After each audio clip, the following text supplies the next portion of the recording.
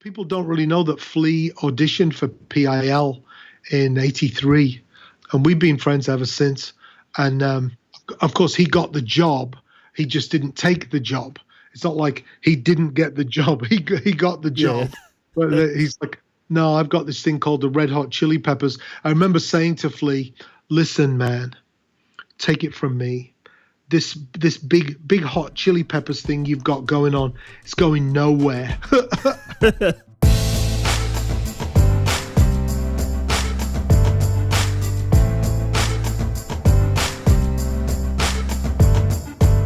So I'm here with Martin Atkins, which we'll find out in a moment. He's done so much in his life in terms of music and other things that it's almost mind-boggling. But I just wanted to welcome Martin to the show, and then I was hoping he could give us he's got a very refined version of his own bio, and yeah, just sit back and get ready to be overwhelmed with the amount of stuff that the man's done. So welcome, Martin, and yeah, if you could tell us a bit about yourself, that'd be good.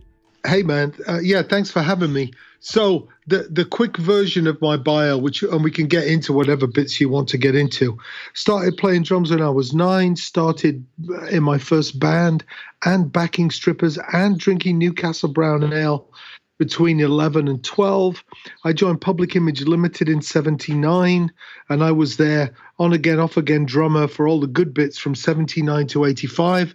I might argue we could just say all of the good bits.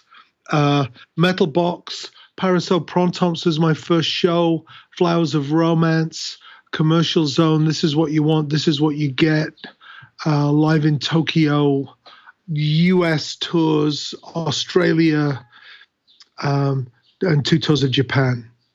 So I quit PiL 85, messed around a bit, jumped into a band called Killing Joke from the UK, and both PiL and Killing Joke are celebrating their 40th anniversaries this year. So I drummed with, co-produced, co-wrote, and ended up managing Killing Joke. I started my own band called Pigface, which has about 500 members at this point, which include Flea, Trent Reznor, Paul Barker, Danny Carey from Tool, Michael Girard from Swans, and 494 others. I have my own label called Invisible Records. Since 1988, we've released over 350 albums, been to China twice, made an award-winning documentary, started The Damage Manual and Murder Inc., had a little punk band called Brian Brain for a minute. I'm working on my 4th book.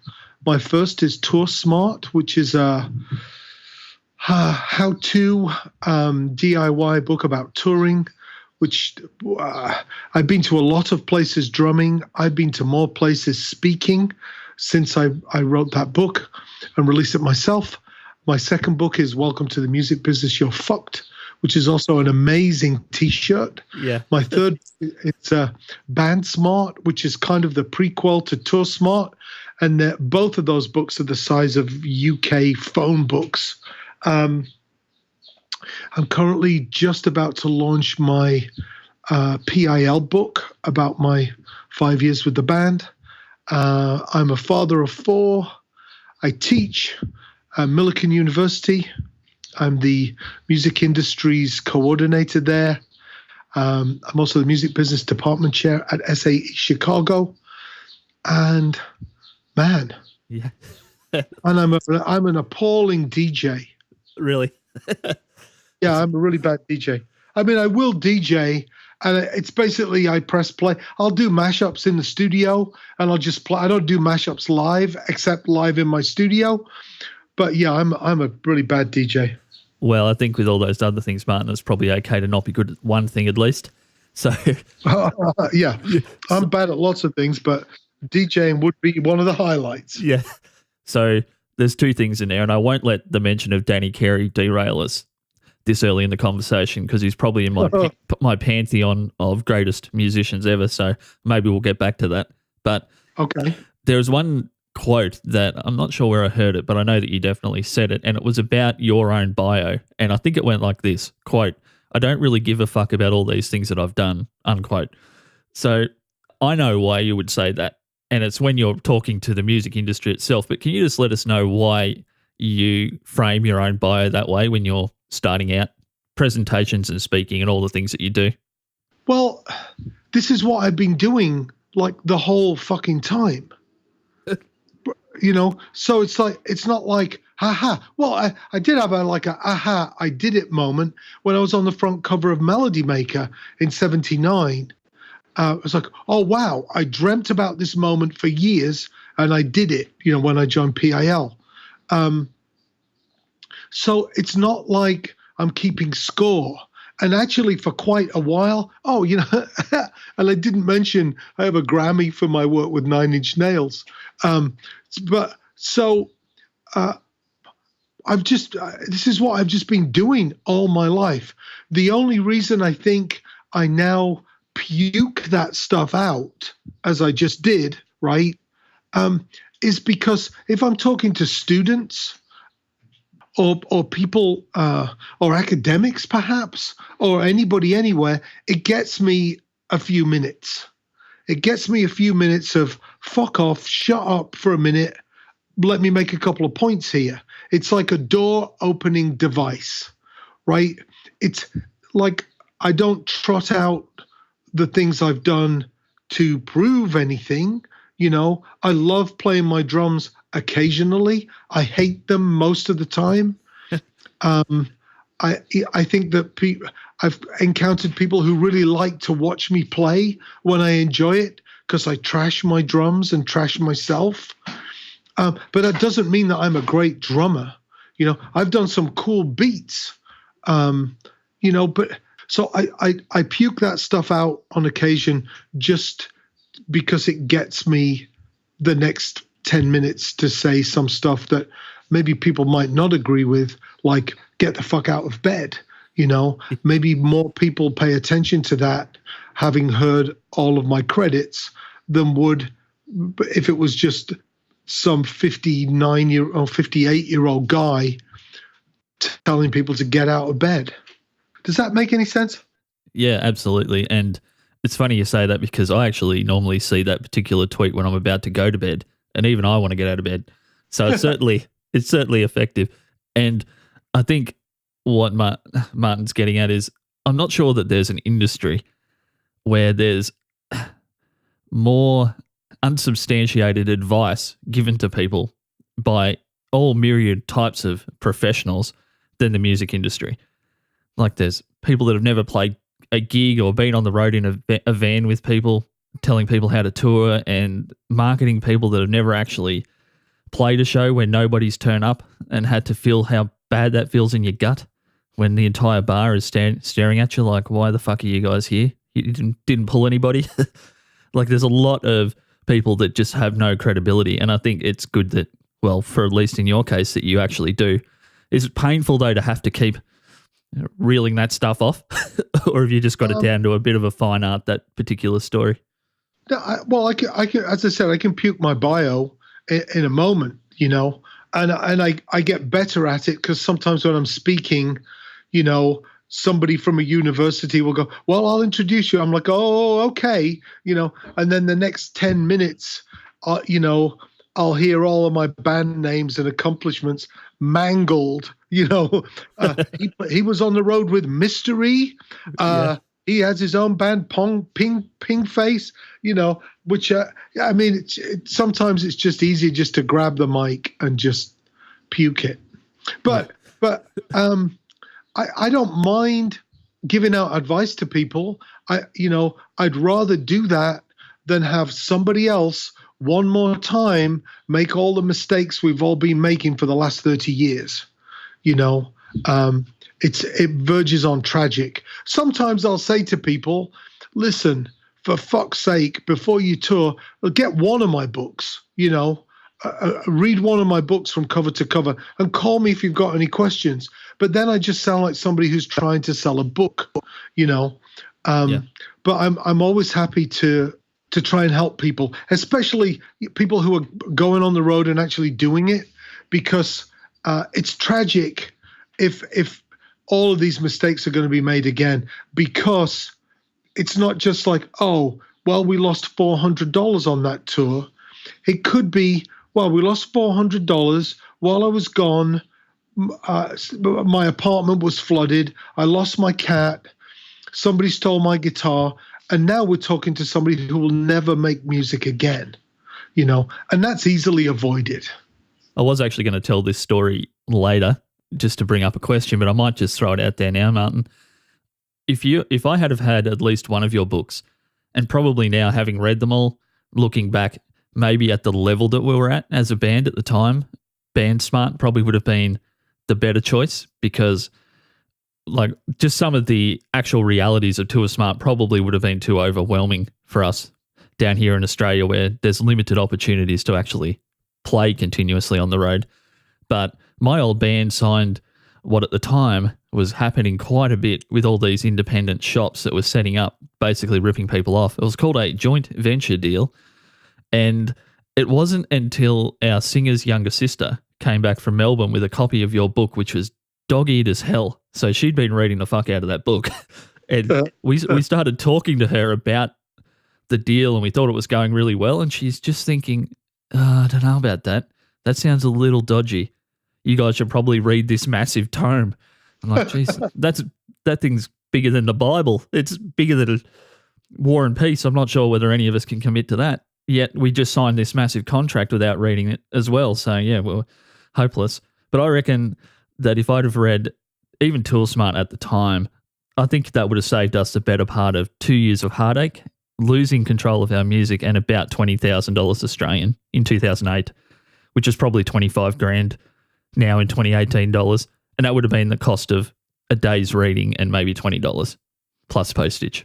So that's the difference your book could have made to my life. And hearing stories like that, I'm always just going out and I'm always happy to talk to people. And sometimes I get paid a lot of money, and sometimes I just do something with like a musicians collective. I think the first ever time I spoke was like a group of musicians in Austin flew me down there, and we did the first Tour Smart event, which turned into a big Q&A afterwards. And so it's tough to hear that these very simple things could have made a difference to you. And that's one of the reasons I teach now. I'm working on this thing called a contract crash course. There's a bunch of this in both books. And I'm trying to simplify contractual workshops. So I'll have a question. How long is a recording contract? And some people will be, well, we've got to see it first. I'm like, no, you don't. The answer is longer than you think, because they always are, Yeah. So it's like, wow. So if someone can remember that, and now I'll go into class and I'll say, how long is a recording contract? And like 15 students will, recite back to me, longer than you think. It's like, fuck yeah. So try. And they always are. You just have to find where the paragraph is that refers back to the other paragraph that tells you how fucked you are, And I think that, I know you were saying maybe Tour Smart wouldn't have been appropriate, and Band Smart might have been more appropriate. But I think it's the mindset from Tour Smart, which is you're fucked. It's just understanding that whatever can go wrong will go wrong at the worst possible time in Technicolor. Once you get that, once you get that there aren't any silly questions, once you've tried your posters for the show, 500 miles away or kilometers away.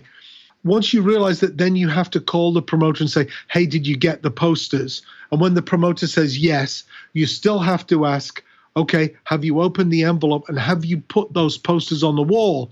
Because I've FedEx posters to promoters and I know that they've been received. And 8 weeks later, when we've had a shitty show, you realize, oh my God, all of the promotional materials are still sealed in that unopened FedEx box over there by the wall.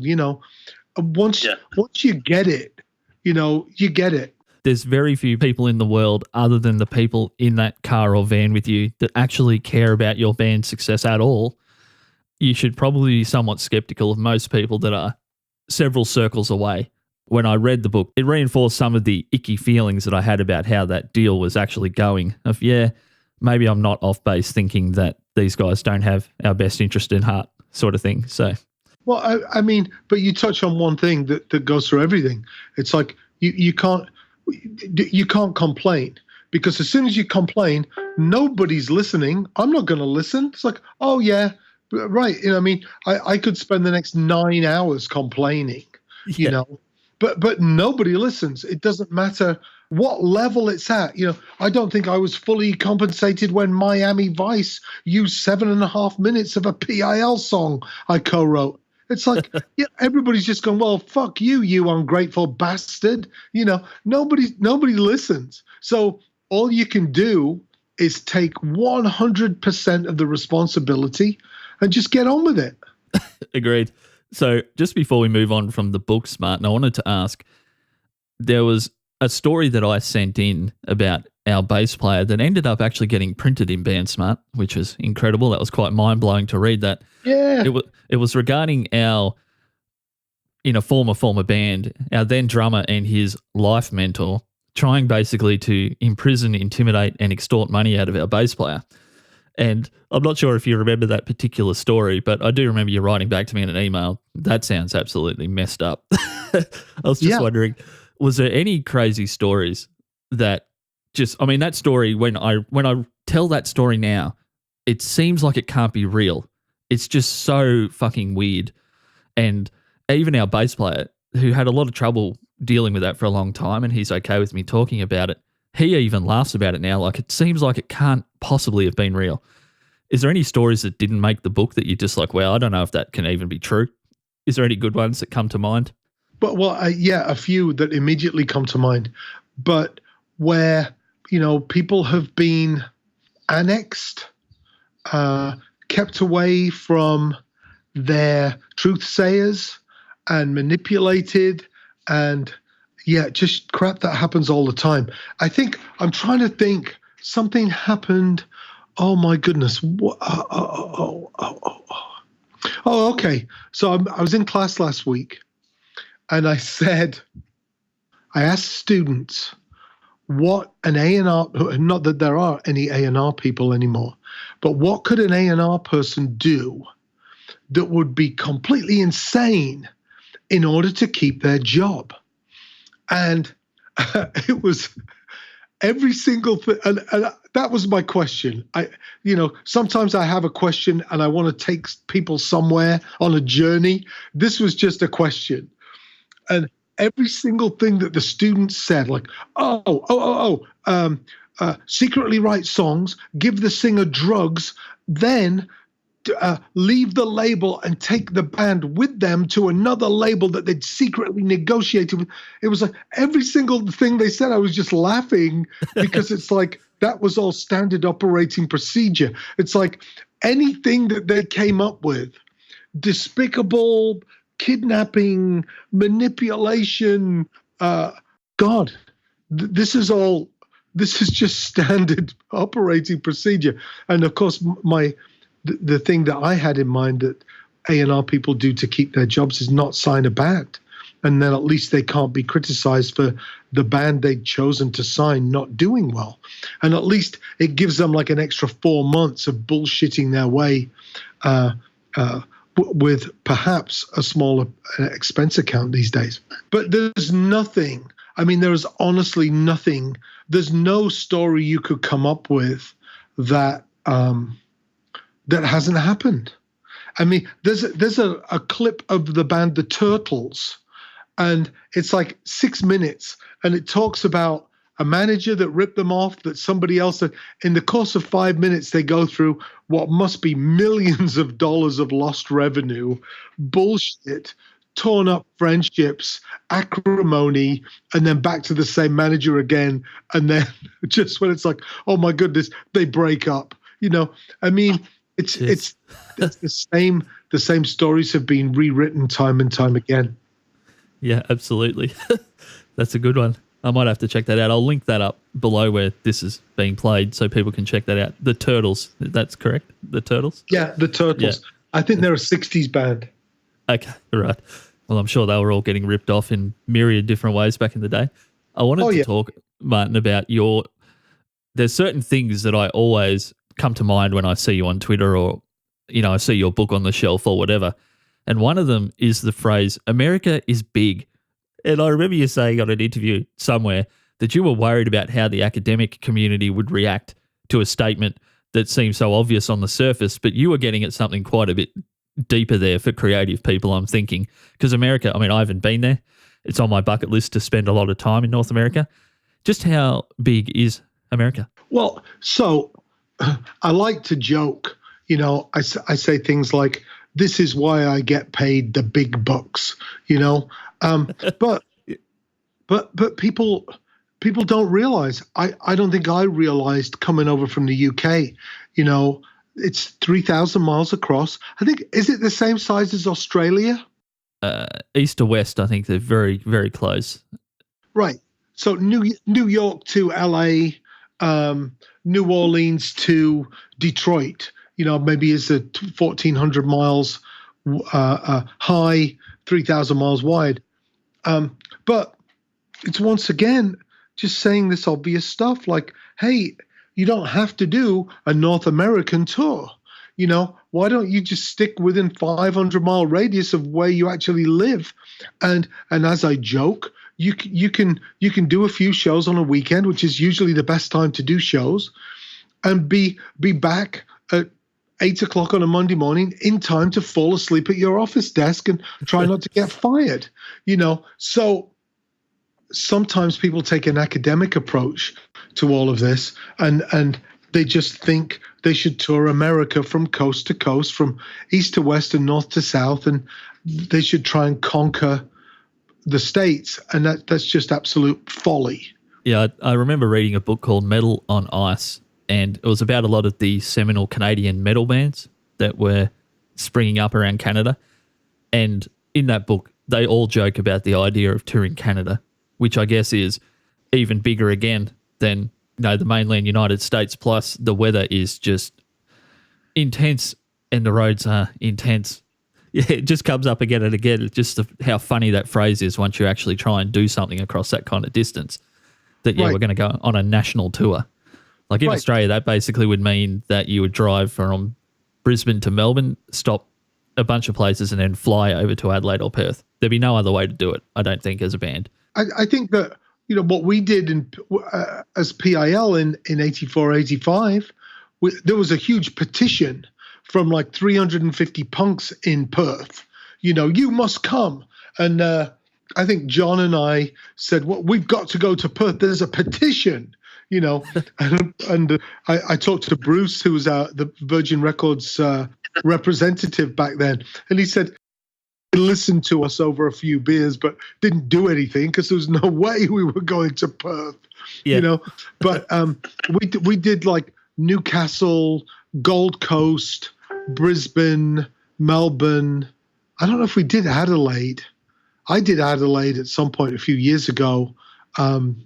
But you tour where you can and you make a go of it.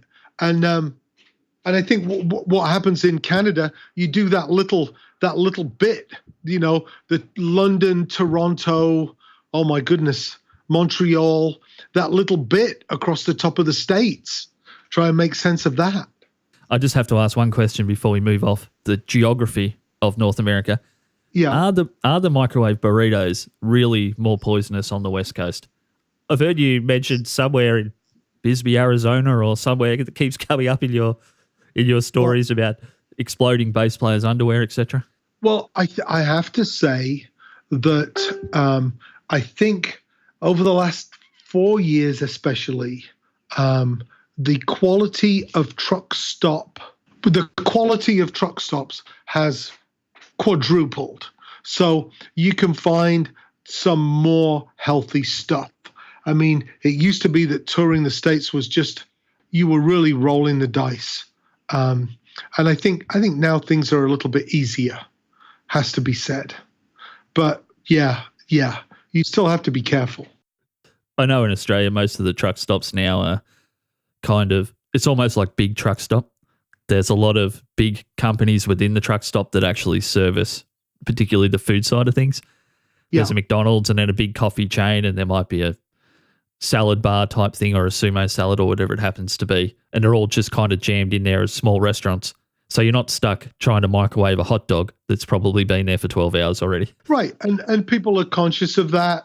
And, I mean, it's not just that. I think that the ability to communicate is, oh my goodness, just in my lifetime, we used to book shows. I used to have rolls of quarters in my bag, and I'd sit on the payphone booking shows 8 weeks ahead of time from truck stops. So when we stopped for gas, it was a chance for me to call ahead and book some shows, and then I had to wait 4 more hours then to return other calls till our next fill up with gasoline. So, I mean, things are so much better now. I was even thinking the other day, just in regards to promoting some of the shows that we used to do, I think that there's a bit of a trade-off. A lot of people seem to think that if you throw one thing up on Facebook, that some market that's out there that you've never been to are suddenly just going to turn up to your show. I'm not sure if that's a reality, but just the ability to find people in places that might be interested in the thing that you're already doing, whether it's people in the eastern suburbs of Melbourne that happen to like Tool and A Perfect Circle, and they're wearing their shirts in the photos and maybe just reaching out and saying hi, or just initiating some kind of contact with like-minded people. I mean, how did you even do that back in the day? Well, we just did it. I mean, I actually moved to the States. I was looking through some stuff today. I don't know do you follow me on Instagram? Yes, I think so. Mostly I just laugh at your tweets, Martin. I've got to be honest, because they're great. Well, I'm Flowers Fight for Sunshine I do. Yep, on Instagram. And so what I used to do back in 81 was send out postcards. And I had a PiL rubber stamp and a Brian Brain, which was my punk rock persona. I had a Brian Brain stamp, and I sent people postcards all the time. And I always just tried to keep in touch with people and connect and then reconnect. And so the internet makes that easier, but I think it doesn't negate the need to put something to somebody. Just as the proliferation of ebooks and audiobooks doesn't mean that a huge phone book sized textbook or whatever book is a bad idea. So I think that the problem with the internet is that people think, aha, I press this one button and I've communicated with everybody. And the fact is you've communicated with nobody.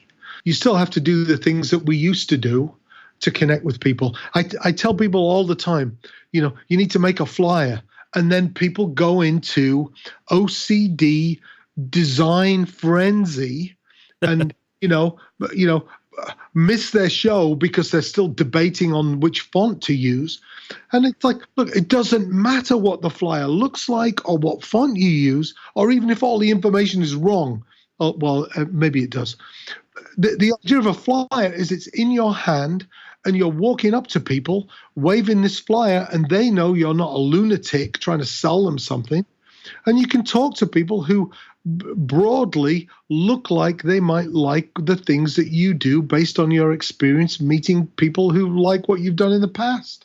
And so it's still, I don't want to sound like the guy who's saying everything's still the same, because I clearly haven't ignored the internet. I've got 23,000 Twitter followers, which I've worked really hard to accumulate.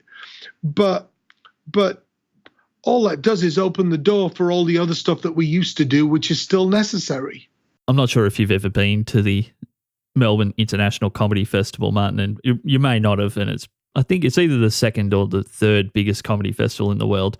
If I could take my younger 22-year-old prog rock self to just outside one of the major venues there and see the way that the up-and-coming comedians interact with people, they're handing out flyers, they're meeting people, because their goal is to convince someone that's already probably got plans to come out a little bit earlier and see them be funny. And the best way to do that is still for them to talk to you in person and for them to laugh. And they've just got it down. And whether they're rehearsed lines being comedians or they just know what sorts of people laugh at what sorts of things, I don't know. But they're just masters at it. You meet them and it's someone you've never met and they're telling you, I'm funny and I'm going to try and make you laugh. Maybe you might want to come see my show. And it's just human nature to feel something with someone in a physical space is what I'm trying to get at, I guess. Yeah, well, yeah, right. I'm in the middle of just it's a ridiculous project. I'm working on my PiL book, and I'm trying to involve a lot of people in it. And in going through my archives, I found the postcards that I put up on my Instagram. I found a postcard written before our second New York show on a 3D postcard of the Empire State Building. And I'm just looking at all of these things and wondering if objects resonate with an energy from the time period that they're from. And so I'm putting together these boxes of random things, like some stickers, an unused ticket from 1982, stationery I stole from the Gramercy Park Hotel in New York City in 1980.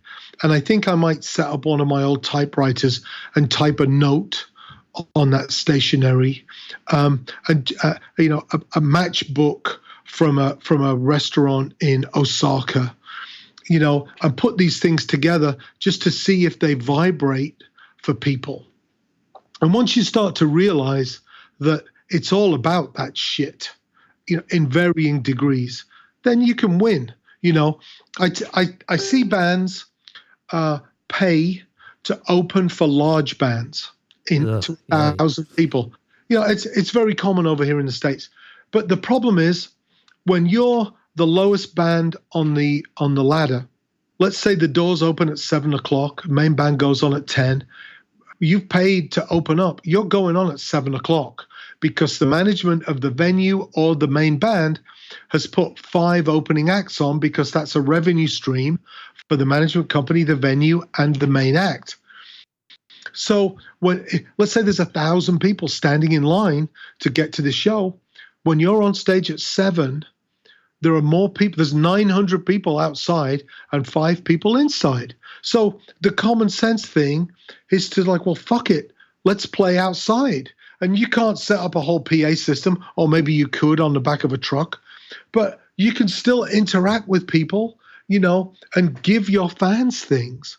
And I've seen comedians absolutely be ahead of the game on this. There's an American comedian I don't particularly like called Dane Cook, and he built his audience. I remember seeing a documentary, and he plays somewhere huge, and 2 hours after his show, he's still out front signing shit and talking to people. Yeah, wow. And that's it. It's like, people naturally look for a shortcut, and there isn't one. And you don't want there to be one, because if there's a shortcut for making a connection, it's a looser connection, it's more easily broken, and somebody else can easily create that flimsy of a connection using some time-saving method on the internet. If you talk to somebody, if you touch them, and I don't mean that in a bad way, then you create a connection, and they'll come back to your next show. They'll buy your embroidered sweatshirt, and of course those relationships come at a price.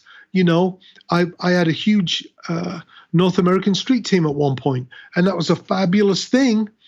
And every Christmas I sent Christmas cards to everybody, and all of those people got into our shows for free, and sometimes with a friend, and then they'd be backstage and they'd have a question about drums or the scenery or fucking something. That's the price you pay, and you better be happy to pay it. Amazing advice for any kind of creative person. I think you just got to be prepared to put in the sweat equity. There's no way to skip that if you want to build something real, I don't think. Right.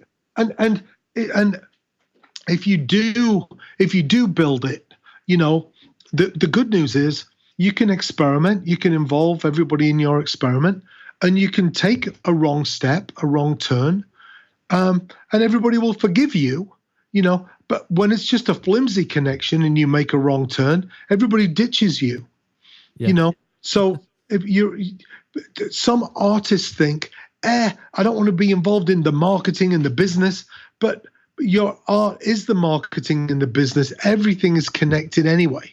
Yeah, it's something I need to remember too, more myself. I'm always on the search for shortcuts, and all the time and the energy and the focus that I burn looking for a quicker way to avoid interacting with a real human being. It'd be so much easier and so much more beneficial for everyone involved if I just reached out to someone, regardless who they are, and just made a connection. Right. So we did a thing, I have this band Pigface, and we haven't played in 8, maybe 9 years. So it was the 25th anniversary of the band. And I booked a huge venue here in Chicago, like 1,300 capacity, House of Blues here in Chicago. But I wanted to do a special thing. So I think the tickets were $50 each. And so I told Live Nation, who run the House of Blues, I'm going to do a special fan ticket. It's going to be called the Almost Free Ticket. And you get 2 tickets directly from me for $125, which is $25 more than the face price. But you get 2 T-shirts, admission to 2 secret events, and $50 to spend at the merch booth. Most of our bigger fans were going to do that anyway. I wasn't trying to incentivize somebody walking by the venue to drop $50 at the merch booth. So, and then I got into it with Live Nation because they wanted to give people their T-shirts as they walked in the door of the show. I'm like, no, the show's in 6 months' time. I'm going to priority mail all of this stuff out to people. And I want them to have this stuff in their hands to get excited. And then I realized, okay, if I'm sending out what turned out to be 400 packages to people all over the country, which was kind of surprising, I know who they are. How can I not put in a personalized note to this person? Right? So then that's a fucking day. That's a day for me to personalize a note to everybody and make sure I didn't put Steve's personalized note in Susan's personalized package, right? Yeah. It turns into a thing. But we can do these things, right? And then I'm thinking, okay, how awesome that I'm actually sending packages out to people. Why don't I go in my storage space and pull out 400 of these remix CDs from Pigface and unshrink wrap them and autograph them in silver pen? What a nice surprise. And then I went to the dollar store and I got buckets of mediocre candy, boiled sweets, whatever. And I'm putting handfuls of candy in these packages. And my wife said to me, "You're out of your fucking mind. What are you doing?" Because I'm like, oh my God, I've got to go back to the candy store. She's like, you do this to yourself, Martin. Yeah. I have to say, at one point I thought, well, she's right. Nowhere in this agreement to send out tickets with T-shirts and coupons and all this other stuff, no one's expecting to get an autographed CD. No one's expecting to get a personalized note, and now I'm throwing in handfuls of candy. And it felt right to me, but I started to question it.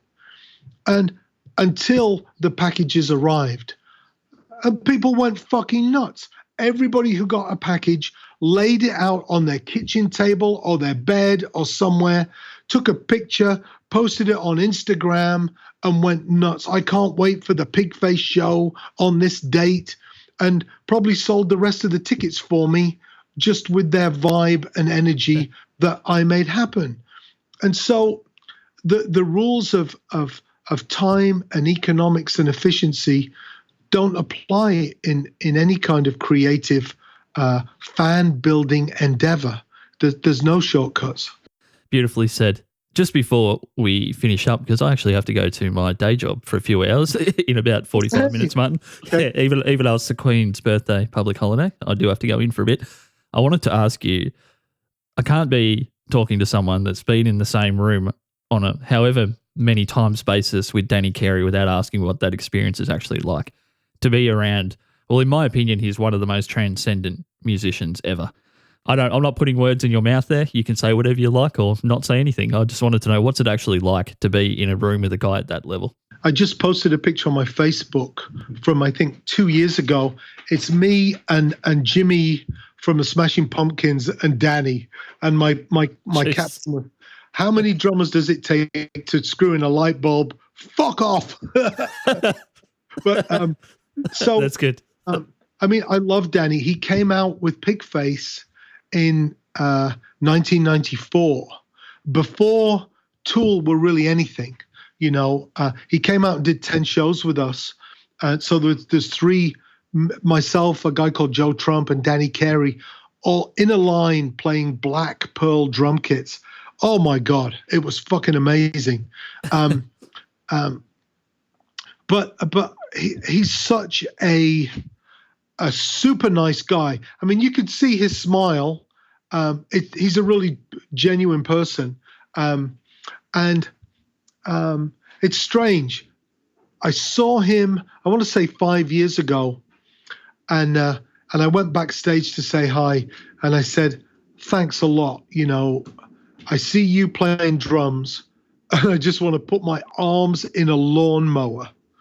You know, I mean, so it's like, why would anybody play drums after seeing you? You know, you bastard. You know, and then I kind of felt like setting my drums up, and I'm like, yeah, no, give it up, Martin.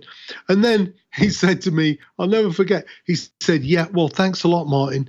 And once I get this rod and these screws taken out of my left elbow, I'll really be able to let loose.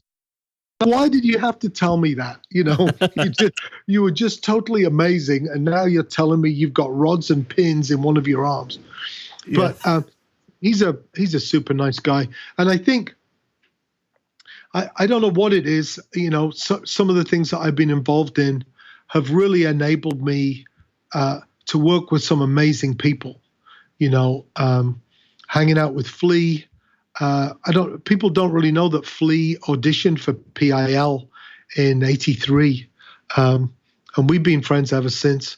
And of course, he got the job. He just didn't take the job. It's not like he didn't get the job. He got the job. Yeah. But he's like, no, I've got this thing called the Red Hot Chili Peppers. I remember saying to Flea, listen, man, take it from me. This big hot chili peppers thing you've got going on, it's going nowhere. Yeah. But yeah, Danny Carey's super nice guy.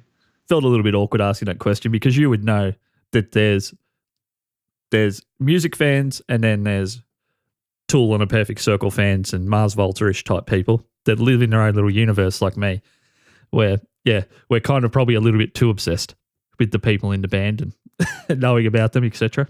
Yeah, no, I've definitely picked up on that for sure. Yeah, they just did they did 5 dates. I think it was Danny and the other guys in Tool, not Maynard because he's off doing Perfect Circle stuff, and it was basically like behind the scenes how we wrote these songs with Tool, like a workshop.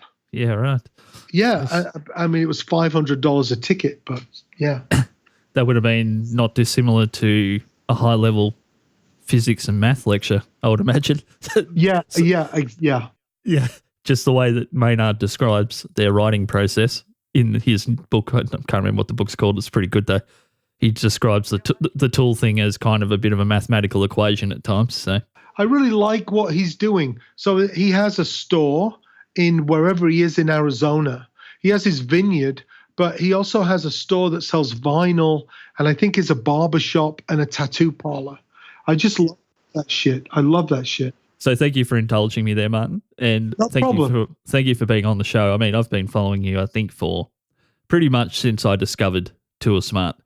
And yeah, that book helped us move on from our deal in a smooth way and basically know we were getting jerked around. So thank you. That probably honestly saved us maybe another 18 months of heartache when I really think about it. Thank you. Thank you. Is there anything, obviously you're writing the PiL book now. How far along is that process? Because I know from memory, the Band Smart thing, because I actually tracked that as it was happening, that was a gargantuan project. Is the PiL thing going to be anything near that, or? Well, the Band Smart became a little bit untenable because my layout guy died, and it was also a Kickstarter campaign, so it got quite complicated. But this PiL book, I've already interviewed 35 people, and gone through my archives, tidied up. My photographs are amazing, but I'm launching that in about a week's time, and just to give people an opportunity to go, hey, I was at that show. Here's the set list. As Bruce from Virgin Australia, we were talking about the New Year's Eve show in 84, 85, and he sent me the set list. I'm trying to make my PiL book everybody's PiL book, because I think things were a lot different in 79 to 85. And I'm not trying to say it was the golden age of anything, but things were different. And for those of us who were in the eye of that storm or close to it, it was a very special thing. So I'm opening it up for people to contribute. It's going to be a pledge campaign with different things that people can get. But also people can just sign up for the updates and see a lot of it as it happens. Excellent. Did you just want to let people know where they can follow you? Like, what's the main place? Most of this audience is North American and Australian. So, well, a really good place is Martine, MARTEEEEN, 4 E's, just like the old days. Hey, that's my drug joke. On Twitter, I am Flowers Fight for Sunshine on Instagram. And then I'm Martin Atkins on Facebook.